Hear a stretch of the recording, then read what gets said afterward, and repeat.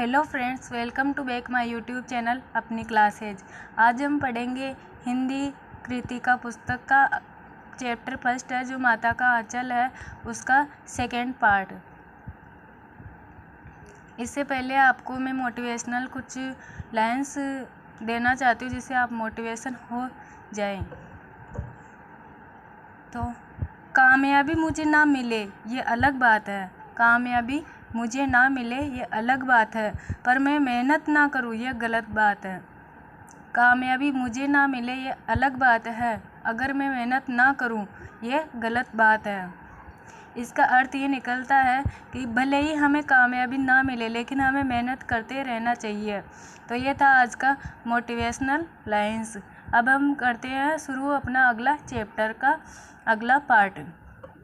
तो first part में अपन ने पढ़ा था कि लेखक के पिताजी जो है उनको सवेरे सवेरे उठा देते थे, जल्दी वो स्नान करने अपने साथ ही ले जाते थे उनको।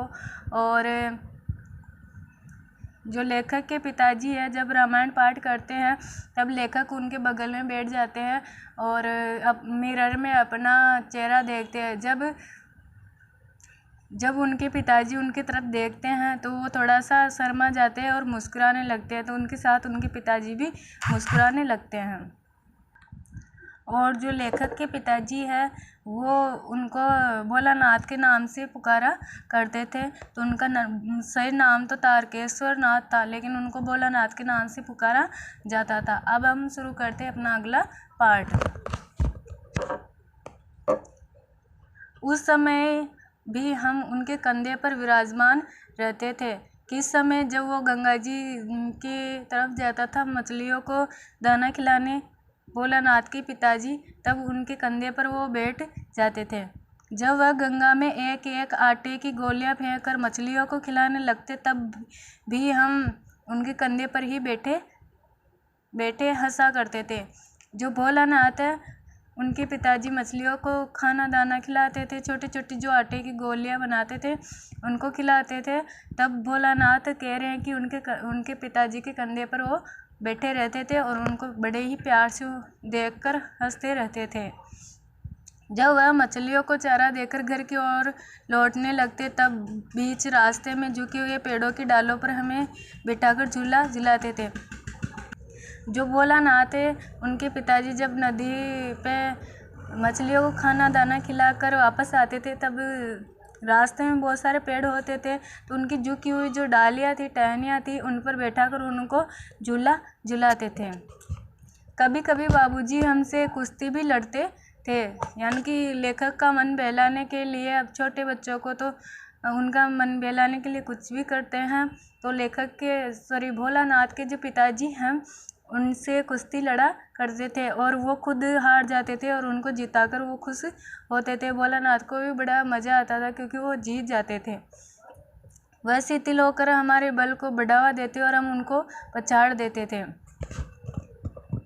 ये उतान पड़ जाते और हम उनकी छाती पर चढ़ जाते थे, यानी कि जो भोलानाथ के पिताजी है हारने के बाद में नीचे लेट जाते थे और उनकी छाती पर भोलानाथ बैठकर मस्ती किया करते थे। जब हम उनकी लंबी लंबी मूछें उखाड़ने लगते तब वह हंसते हंसते हमारे हाथों को मूछों से छुड़ाकर उन्हें चूम लेते थे। जो भोलानाथ के पिताजी हैं उनकी जो लंबी लंबी मूछें हैं उनको भोलानाथ छाती पर बैठकर जब उखाड़ने लगते तो उनके पिताजी हंसते हुए उनके हाथों को हटाते और उनके हाथों को चूम लेते थे। फिर जब हमसे खट्टा और मीठा चुम्मा मांगते तब हम बारी बारी कर अपना बायां और दाहिना गाल उनके मुंह की ओर फेर देते थे। यानी कि जो भोलेनाथ का पिताजी है वो बहुत ही लाड प्यार से भोलेनाथ को रखते थे। बाएं का खट्टा चुम्मा लेकर जब वह दाहिने का मीठा चुम्मा लेने लगते तब अपनी दाढ़ी या मूंछ हमारे कोमल गालों पर गड़ा देते थे। हम देखते हैं जैसे गांव में बुजुर्ग आदमी होते हैं वो अपने पोते को या अपने बच्चे को लेकर जब उनको चूमते हैं तब उनकी जो दाढ़ी होती है उनको गड़ो देते हैं ताकि ये उनका प्यार है उनके प्रति और बच्चे को भी बहुत अच्छा लगता है। हम झुंझलाकर फिर उनकी मूछें नोचने लग जाते थे। यानी कि जो बच्चों के जब वो दाढ़ी फेरते थे मुंह से तो उनको चुभती थी वो दाढ़ी, तो वो झुंझलाकर उनके मुंह को हटा लेते और उनकी मूछें हैं उनको नोचने लग जाते थे। इस पर वह बनावटी रोना रोने लगते और हम अलग खड़े खड़े खिलखिलाकर हंसने लग जाते थे। जब भोलानाथ के पिताजी है वो बनावटी यानी ऐसे नाटक के रूप में वो रोने लग जाते और जो भोलानाथ है उनको मज़ा आता था, वो हंसते थे क्योंकि बच्चे तो कुछ समझते नहीं है, उनको जो जैसा अपन उनके सामने रोल करेंगे वही समझेंगे, तो उनको मज़ा आता था। उनके साथ हंसते हंसते जब हम घर आते तब उनके साथ ही हम भी चौके पर खाने बैठते थे। जब उनके साथ आते थे भोलानाथ तब वो हंसते हुए आते, तो उनके साथ ही वो खाना चौके पर बैठकर ही खाते थे। भोलानाथ के पिताजी के साथ ही भोलानाथ वह हमें अपने ही हाथ से फूल के कटोरे में गोरस और भात सान कर खिलाते थे। जो अपने पिताजी हैं भोलेनाथ के, वो खुद ही अपने हाथों से फूल के एक कटोरे में गोरस यानी कि गोरस यानी जैसे जो पंचामृत होता है वैसा ही कुछ एक कटोरे में डाल देते और भात सान कर यानी कि भात यानी सब्जी वगैरह डाल कर उनको खिलाते थे। जब हम खाकर अफर जाते तब मैया थोड़ा और खिलाने के लिए हट करती थी। जब भोलानाथ खाकर पेट भर जाता था तब भी भोलानाथ की माँ है वो उनको खाना खिलाने के लिए हट करती थी। वह बाबूजी से कहने लगती, आप तो 4-4 दाने के कोर बच्चे के मुंह में देते जाते हैं। इससे वह थोड़ा खाने पर भी समझ लेता है कि हम बहुत खा गए। आप खिलाने का ढंग नहीं जानते, बच्चे को भर पेट भर मुंह और कोर खिलाना चाहिए। यानी कि जो भोलानाथ की माता है उनको ऐसे ही उनके पिताजी को डांटते हुए कि मेरे लल्ला को तो आप खाना खिलाते हो वो भी छोटे छोटे टुकड़ों में खिलाते हो, छोटे छोटे निवाले खिलाते हो। इससे वो समझता है कि हमारा पेट भर गया और वो खाने की जिद ही नहीं करते हैं। तो इस तरह भोलानाथ की माँ है उनके पिताजी को प्यार से डांटती ताकि बच्चा खा ले। जब खाएगा बड़े बड़े कोर तब पाएगा दुनिया में ठोर। यानी कि इसका अर्थ है कि जब बच्चा छोटा छोटे निवाले से क्या होता है, बच्चे का पेट नहीं भरता, तो बड़े बड़े निवाले खिलाएगी तभी दुनिया में ठोर पाएगी, यानी कि ताकतवर बनेंगे। और वैसे भी जैसे हम देखते हैं कि बच्चों को भर पेट खाना खिलाने से किसी भी चीज़ की कमी नहीं रहती है, हर चीज़ पर्याप्त मात्रा में मिलती है, उसी तरह दुनिया में ठोर पाएगा, यानी कि जल्दी जल्दी बड़ा होगा, ये उनका कहने का मतलब है। देखिए भोलानाथ की माता भोलानाथ के पिताजी को कहती है, देखिए मैं खिलाती हूँ, मर्द हुए क्या जाने कि बच्चों को कैसे खिलाना चाहिए, और महतारी के हाथ से खाने पर बच्चों का पेट भी भरता है। भोलानाथ की माँ भोलानाथ के पिताजी को कहते हैं कि मर्द लोग क्या जानते हैं कि बच्चे किस तरह खाते हैं और बच्चों को किस तरह खिलाना चाहिए, यह एक माँ ही जानती है। यानी कि महतारी यानी एक माता ही अपने हाथ से खिलाए पेट भर जाता है, यह एक माता ही जानती है। यह कह वह थाली में दही भात शांति और अलग अलग तोता मैना कबूतर हंस मोर आदि के बनावटी नाम से कोर बनाकर यह कहते हुए खिलाती जाती कि जल्दी खा लो नहीं तो उड़ जाएंगे। पर हम इन्हें इतनी जल्दी उड़ा जाते थे कि उड़ने का मौका ही नहीं मिलता था। यानी कि जो भोलानाथ की माता है, जैसे हम एक गेम खेलते हैं चढ़ी उड़ कौवा उड़ी इत्यादि, वैसे वो बताती थी कि अलग अलग नाम लेती थी, जैसे तोता मैना कबूतर हंस, ये सब नाम लेकर भाई उड़ जाएंगे, बस इसके नाम से खा लो फिर तुम्हारा पेट भर जाएगा और तोता मैना भी उड़ जाएंगे। तो वह थाली में दही भात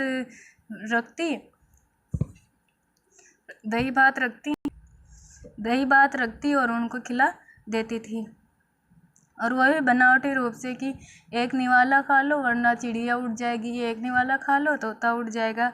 और लेखक वो भोलानाथ बोल रहे कि हम उनको इतनी जल्दी उड़ा जाते थे कि उड़ने का मौका ही नहीं मिलता था। यानी कि जो भोलानाथ है वो भग जाते थे, पेट भर खाना ही नहीं खाते थे उनकी माता के हाथ से। जब हम सब बनावटी चिड़ियों को चट कर जाते थे तब बाबूजी कहने लगते, अच्छा अब तुम राजा हो जाओ, खेलो। यानी कि जो भोलानाथ के पिताजी है, जब भोलानाथ की माँ है वो बनावटी चीज़ों से उनको खाना खिलाती थी, जैसे चिड़िया उड़ इत्यादि से। तब जब उनका पेट भर जाता था, भोलानाथ के पिताजी आते और उनको बड़े ही प्यार से कहते कि अच्छा अब तुम राजा हो, जाओ खेलो। यानी कि अपन छोटे बच्चे को बहुत ही प्यार से कोई बात कहते हैं तो वो हमारी बात मान लेते हैं। उसी तरह भोलानाथ के पिताजी कहते हैं कि अच्छा बेटा अब तुम राजा हो, हमारे बहुत ही अच्छे राजा बेटा हो, अब आप तुम जाओ और खेलो। बस हम उठकर उछलने कूदने लगते थे। फिर रस्सी में बंधा हुआ काठ का घोड़ा लेकर नंगे धड़ंग बाहर गली में निकल जाते थे। यानी कि जो भोलानाथ है वो उठकर उछलने कूदने लगते, खेलने कूदने लगते, और रस्सी का एक बंधा हुआ काठ का घोड़ा यानी लकड़ी का जो घोड़ा है वो लेकर नंगे पैरी बाहर गली में निकल जाते थे। जब कभी मैया हमें अचानक पकड़ पाती तब हमारे लाख छटपटाने पर भी एक चुल्लू कड़वा तेल हमारे सिर पर डाल देती थी। यानी कि जो भोलानाथ के पिताजी है उनकी माता उनके बाल बाँचने के लिए, बालों में कंघी करने के लिए पकड़ती और वो छटपटाती फिर भी नहीं छोड़ती, और एक बूंद तो वो डाल ही देती थी बालों में, हमारे सिर पर डाल ही देती थी। हम रोने लगते और बाबूजी उस पर बिगड़ खड़े होते, पर वह हमारे सिर में तेल बोत कर हमें उबड़ कर ही छोड़ते थे। यानी कि जो भोलानाथ के पिताजी है वो ये सब देखकर उनकी माता को डांटने लगते, पर उनकी माता सिर में तेल डालकर ही मानती थी।